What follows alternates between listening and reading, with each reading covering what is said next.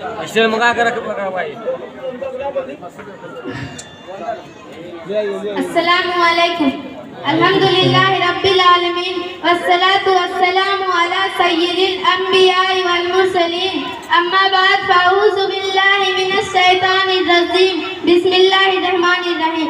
व इज़ा बुश्शिरा अहदुहुम बिमा ज़रबा लिर्रहमान कज़ीम सदक़ल्लाहुल अज़ीम। सदर जलसा मुअज़्ज़ज़ सामईन किराम और हमारी माँ और बहनों, अस्सलामु अलैकुम। अल्लाह ताला का किस कदर एहसान अजीम है, इंसान बनके इसको अशरफुल मखलूकात होने का सर अता किया। दुनिया में बहुत सी मखलूकात है जिनकी ताकत और कुव्वत, मुस्लिम इनकी सुजाअत व दिलेरी की मिसाल बयान की जाती है, मगर इनमें से किसी को भी अशरफुल मखलूकात होने का शर्फ हासिल नहीं।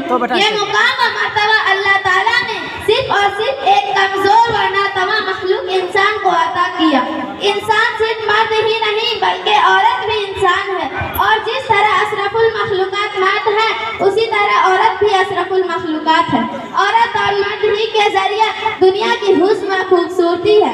ये मुमकिन नहीं कि सिर्फ मर्द ही के जरिए दुनिया तकमील को पहुंची। इसीलिए तो शरीयत ने जिस तरह मर्दों को इज्जत व सरबुलंदी अता की, उसी तरह औरतों को भी रफ़अत व अज़मत अता की। अब हटने दे। ठीक है पर हाँ ठीक। मगर बड़े अफसोस की बात है कि औरतों को वह मकाम व मर्तबा नहीं दिया जाता जो मर्दों को दिया जाता, और लड़कियों की पैदाइश पर इस तरह खुशी का इजहार नहीं किया जाता जिस तरह लड़कों की पैदाइश पर खुशियां मनाई जाती। और बाज़ बड़े नाखुशगवार वाक़या भी लड़कियों की पैदाइश पर पेश आते हैं। मोहतरम सामाईन, 7 जुलाई 2010 ईस्वी के अखबारात में ये खबर आई कि सरगोधा के इलाके ज़हूर हयात कॉलोनी की रिहाइश साइमा परवीन को उसके खाविंद ने बेटी को जन्म देने पर मिट्टी का तेल छिड़क कर जिंदा जला दिया। और इसी तरह 18 जुलाई 2010 ईस्वी के अखबारात में ये खबर आई कि लाहौर के गांव बाबरिया की रिहाइश एक औरत को उसके खाविंद ने बेटी को जन्म देने पर करंट लगाकर हिलाक कर दिया। इस तरह एक दो वाक़यात नहीं बल्कि कई वाक़यात रोनुमा होते हैं। अगर किसी के घर बेटी पैदा हो जाए तो सारे घर में इज्जत खत्म हो जाते हैं। अक्सर लड़ाई झगड़े रहते हैं। बेटी की पैदाइश पर तलाक दे दी जाती है। अगर अस्पताल में बेटी पैदा हो जाए तो औरत को लावारिस छोड़कर घर आ जाते हैं। घर में सास ननद देवर और खाविंद तक ताने देते हैं। बल्कि एक दफा अखबारात में ये खबर आई कि एक औरत को चौथी दफा लड़की पैदा हुई तो उसके खानदान ने औरत को आग लगा दी। मोहतरम सामाईन, याद रखें, बेटी की पैदाइश पर अफसरदा होना काफिरों की सिफात में से है। अल्लाह का इरशाद है, जब इनमें से किसी को लड़की की खुशखबरी दी जाए तो इसका चेहरा स्याह हो जाता है और गम से भरा होता है। उसे दी गई वसारत की वजह से लोगों से छुपता फिरता है। आया जिल्लत के बावजूद इसको रख ले या मिट्टी में ठूस दे, आगाह रहो कि उनका फैसला बहुत बुरा। एक दूसरे मुकाम पर इरशाद फरमाते हैं, जब इनमें से किसी को इस चीज की खुशखबरी दी जाए जिसकी इसने रहमान के लिए मिसाल बयान की तो इसका चेहरा स्याह हो जाता है और गम से भरा होता है। आइए मैं बताती हूँ कि अल्लाह वाले बेटी की पैदाइश पर कैसे खुश होते हैं। इमाम अहमद रहमतुल्लाह अलैह के साहबजादे सालेह बयान करते हैं, जब उनके यहाँ बेटी की विलादत होती तो फरमाते, अंबिया अलैहिस्सलाम बेटियों के बाप थे। नीज़ फरमाते, बेशक बेटियों के मुतालिक जो कुछ कुरान और सुन्नत में आया वो तुझे मालूम ही है। याकूब बिन बख्तान ने बयान किया, जब उनके यहाँ बेटी की विलादत होती तो फरमाते, अंबिया मेरे यहाँ 7 बेटियाँ पैदा हुई। जब भी मेरे यहाँ बेटी पैदा होती, इमाम अहमद बिन हम्बल रहमतुल्लाह अलैह मेरे पास तशरीफ लाते और फरमाते, ए अबू यूसुफ, अंबिया अलैहिस्सलाम बेटियों के बाप थे। इनका यह फरमाना मेरे गम को खत्म कर देता। इमाम अहमद और